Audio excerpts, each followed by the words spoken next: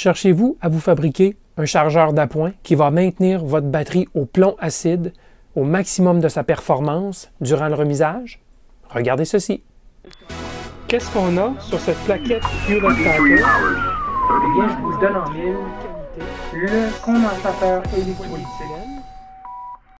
Dans cette vidéo, j'aimerais vous faire part d'un petit circuit actif simple qui limite un courant DC à une valeur déterminée. Ce courant est fonction d'une seule composante, une résistance. Ce genre de circuit est idéal pour maintenir un courant constant lors du remisage de batteries rechargeables au plomb acide, par exemple. Le circuit utilise un régulateur de tension variable, le LM317, à 1 $, mais monté en configuration de limiteur de courant. Configuration qui est moins connue de tout le monde. Le circuit fonctionne de façon simple. Le régulateur tente toujours de maintenir une tension de 1,2 volts CC aux bornes de la résistance.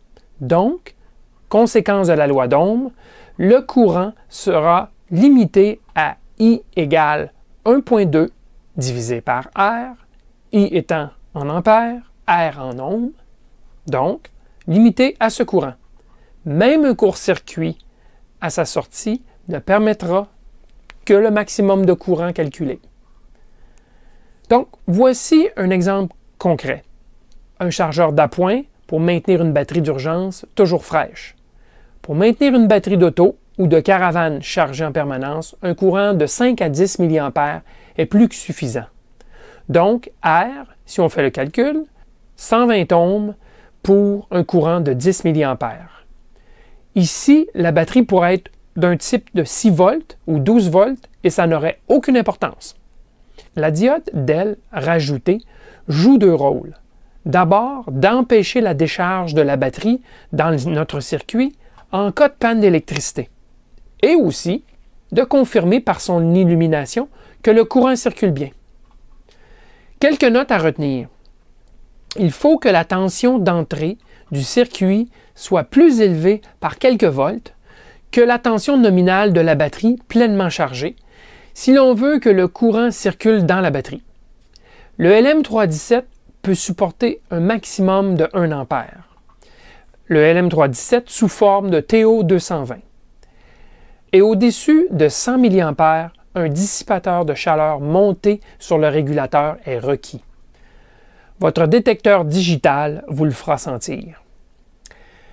La diode LED ne peut guère supporter plus qu'un courant de 20 mA. Pour des courants plus élevés, utilisez donc une diode conventionnelle. Utilisez la loi d'Ohm dérivée, donc P égale R fois I carré, pour vous assurer que la puissance dissipée dans la résistance ne dépasse pas sa capacité maximale, soit un quart de watt ou un demi ou même 1 watt. Je dirais même, n'essayez pas de dépasser la moitié de sa capacité. Aussi, ne dépassez pas 40 volts CC comme tension d'entrée, sinon le régulateur pourrait claquer. Voici un exemple de ce chargeur d'appoint, plutôt simple. Celui-ci est de 5 mA. Ce courant est fixé par une résistance de 240 ohms. J'y ai inclus transformation, rectification et filtration en amont du régulateur. Pour vous simplifier la vie, vous pouvez utiliser un bloc d'alimentation externe mural, un cube, de, disons, 18 volts CC et plus. Vous n'aurez qu'à contenir un condensateur de filtration, disons de 10 microfarades, le régulateur, la résistance et la DEL dans un boîtier. Ce chargeur date de 15 ans. Si j'avais à le refaire, j'utiliserais définitivement une alimentation CC externe.